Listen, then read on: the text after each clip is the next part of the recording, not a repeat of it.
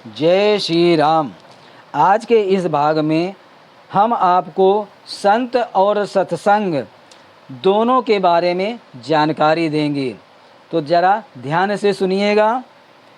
सुनि समुझहि जन मुदित मन, मंजहि अति अनुराग।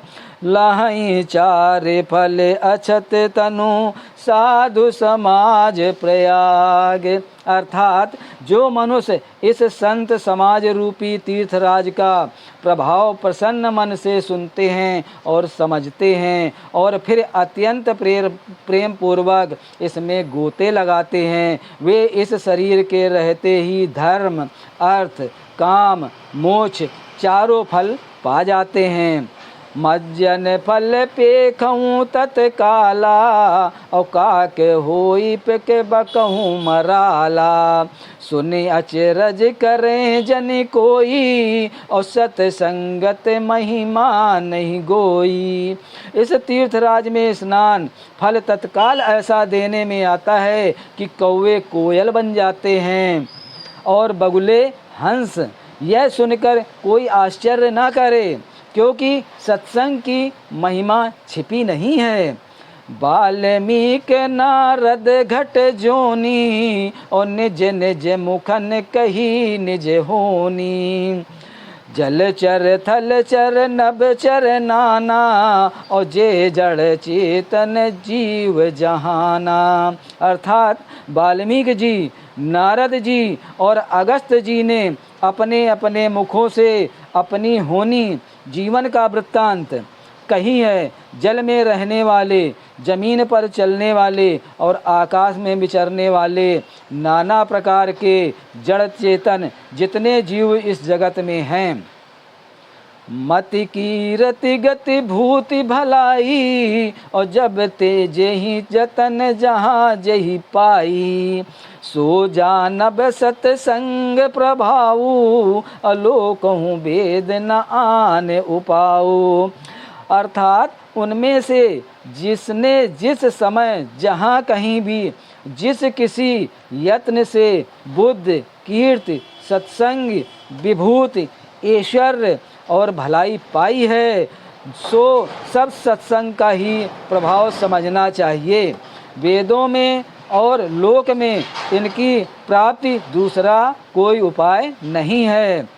बिनु सत्संग विवेक न होई, और राम कृपा बिनु सुलभ न सोई। सतसंगत मुद मंगल मूला, सोई फल सिद्ध सब साधन फूला। अर्थात सत्संग के बिना विवेक नहीं होता है, और श्री राम जी की कृपा से बिना वह सत्संग सहज से मिलता नहीं है।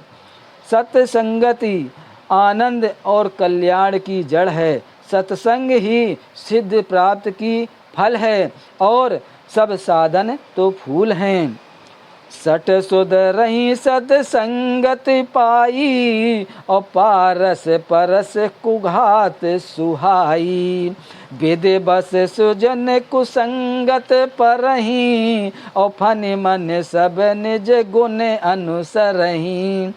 मतलब दुष्ट की सत्संगति पाकर सुधर जाते हैं, जैसे पारस से स्पर्श से लोहा सुहावना हो जाता है, सुंदर सोना बन जाता है। किंतु दैव योग से यदि कभी सज्जन कुसंगति में पड़ जाते हैं, तो वे वहाँ भी सांप की मणि समान अपने गुणों का ही अनुसरण करते हैं। अर्थात जिस प्रकार सांप का संसर्ग पाकर भी मणि उनके विष को ग्रहण नहीं करती है, तथा अपने सहज गुण प्रकाश को नहीं छोड़ती है, उसी प्रकार साधु पुरुष दुष्टों के संग में रहकर भी दूसरों को प्रकाश ही देते हैं। दुष्टों का उन पर कोई प्रभाव नहीं होता है, कोई प्रभाव नहीं पड़ता है। तो विद हरिहर कवि को विद बानी, और कहत साधु महिमा सकुचानी। सो मोसन कही जात न कैसे, और साके बन के मन गुण गण जैसे। अर्थात ब्रह्मा विष्णु शिव कवि और पंडितों की वाणी भी संत महिमा का वर्णन करने में सकुचाती है। वह मुझसे किस प्रकार नहीं कही जाती है, जैसे साग तरकारी बेचने वाले से मणियों के गुण समूह नहीं कहे जा सकते हैं। बंदौ संत समान चित, हित इन अनहित नहीं कोई। अंजलिगत शुभ सुमन जिमें समय सुगंध कर दोई। अर्थात मैं संतों को प्रणाम करता हूँ जिनके चित्त में समता है, जिनका ना कोई मित्र है और ना शत्रु है। जैसे अंजलि में रखे हुए सुंदर फूल, जिस हाथ ने फूलों को तोड़ा और जिसने उनको रखा, उन दोनों ही हाथों को समान रूप से सुगंधित करते हैं। वैसे ही संत शत्रु और मित्र दोनों ही को